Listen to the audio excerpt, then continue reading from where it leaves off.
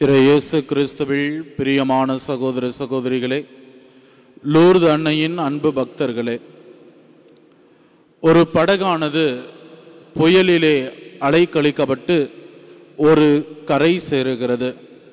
அந்த படகிலே பயணித்து கொண்டிருந்த ஒரு நபர் ஒரு கரையிலே ஒரு தீவிலே சேருகிறார்.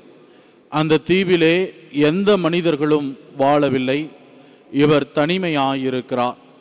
தமக்கு கிடைத்த மரத்தினுடைய கிளைகள் இலைகளை கொண்டு ஒரு குடிசை அமைத்து அவருக்கு அந்த காடுகளில் கிடைத்த உணவுப் பொருட்களை கொண்டு தன்னுடைய வாழ்வை நடத்தி வருகிறார். ஆனால் ஒவ்வொரு நாளும் அவர் இறைவனிடம், நான் எப்படியாவது என்னுடைய சொந்த ஊருக்கு, நான் என் சொந்த நாட்டிற்கு செல்லுவதற்கு இறைவன் துணை புரிய வேண்டும் என்று ஒவ்வொரு நாளும் ஜெபிக்க துவங்குகிறார். ஒரு நாள் தன்னுடைய உடல் களைப்பினால் சோர்வுற்று இரவிலே தூங்க செல்வதற்கு முன்பாக, இறைவா, நான் எப்படியாயினும் என்னுடைய சொந்த நாட்டிற்கு செல்வதற்கு நீர் வழிவகை செய்ய வேண்டும் என்று கண்ணீரோடு ஜெபித்த பின்பாக தன்னுடைய உறக்கத்திற்கு செல்கிறார். அந்த இரவிலே அந்த குடிசையானது எரிய துவங்குகிறது.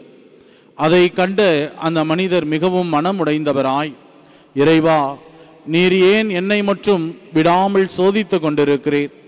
எனக்கென இருந்தது இந்த ஒரு குடிசை மட்டுமே, அவையும் எரிய தொங்குகிறதே என்று அவர் இறைவனை நோக்கி மீண்டுமாய் தன்னுடைய குரலை உயர்த்த துவங்குகிறார்.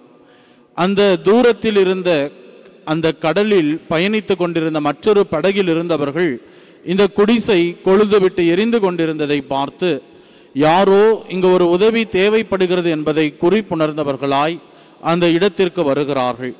வந்த பொழுது உறங்கிக் கொண்டிருந்த அந்த மனிதரை தட்டி எழுப்பி, தூரத்திலே இந்த நெருப்பை எரிவதை கண்டு நாங்கள் இங்கு வந்தோம், உம்மை நாங்கள் மீட்டு உங்களுடைய சொந்த நாட்டிற்கு அழைத்து செல்கிறோம் என்று சொன்னாராம். இயேசுவில் பிரியமான சகோதர சகோதரிகளே, இந்த கதையிலே நாம் கற்றுக்கொள்ளக்கூடிய ஒரு பாடம், நம் வாயிலிருந்து நம் உள்ளத்திலிருந்து எழக்கூடிய எல்லா ஜபங்களுக்கும் இறைவன் பதில் அளிக்கிறார் என்பதுதான். விவிலியத்தினுடைய ஒவ்வொரு பக்கங்களும் நமக்கு மீண்டும் மீண்டுமாய் கொடுக்கக்கூடிய ஒரு பாடம். விவிலியத்திலே யார் யாரெல்லாம் இறைவனை நோக்கி தன்னுடைய குரலை உயர்த்தி ஜெபித்தார்களோ, இறைவனோடு உறவாடினார்களோ, அவர்களுடைய எல்லா குரலுக்கும் இறைவன் பதில் அளித்தார். அது காயினாக இருக்கலாம், புதிய ஏற்பாட்டில் வருகிற சிமியோன் அன்னாவாக இருக்கலாம், நோவாவாக இருக்கலாம், ஆபிரகாமாக இருக்கலாம். யாரெல்லாம் இறைவனை நோக்கி தன்னுடைய குரலை உயர்த்தினார்களோ அவர்களுடைய குரலுக்கு அவர் செவிசாய்க்கின்றார். புனித ஜான் மரிய வியானி மிக அழகாக குறிப்பிடுகிறார், கடவுள் உலகை ஆள்கிறார், ஜெபிக்க தெரிந்தவன் கடவுளையே ஆள்கிறான் என்று. கடவுள் உலகை ஆள்கிறார், ஜெபிக்க தெரிந்தவன் கடவுளையே ஆளுகிறான் என்று குறிப்பிடுகிறார். நாமும் இறைவனை ஆள தெரிந்தவர்களாக, ஜெபிக்க தெரிந்தவர்களாக வாழ கற்றுக்கொள்ள வேண்டும்.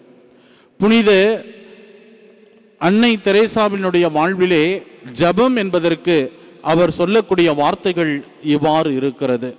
ஜபம் என்பது நம்முடைய தேவைகளையும் விண்ணப்பங்களையும் மட்டுமே இறைவனிடத்தில் சமர்ப்பிப்பது ஜபம் அல்ல, மாறாக நம்மையே முழுவதுமாய் அவருடைய கரத்திலே ஒப்படைக்கக்கூடியதுதான் உண்மையான ஜபம் என்கிறார். நம்மையே முழுவதுமாய் இறைவனுடைய கரங்களிலே ஒப்படைக்கிற பொழுது அவர் நம்மை முழுவதுமாய் தொடர்ந்து காத்து வழிநடத்துகிறார் என்று அவர் தன்னுடைய வாழ்விலே ஜப வாழ்வை பற்றிய குறிப்பை தருகிறார். இயேசுவில் பிரியமான சகோதர சகோதரிகளே, இன்றைய நாளினுடைய நற்செய்தி வாசகமானது நம்முடைய ஜப மனநிலை எப்படிப்பட்டதாய் இருக்க வேண்டும் என்கிற ஒரு சிறந்த குணநலனை நமக்கு படமிட்டு காட்டுகிறது. ஜெபிப்பவர்கள், ஜெபிக்க தெரிந்தவர்களுடைய மனநிலை இடைவிடாமல், மனம் தளராமல் ஜெபிக்கக்கூடியவர்களாய் வாழ நமக்கு அழைப்பு விடுகிறது. சிந்தித்து பார்ப்போம்.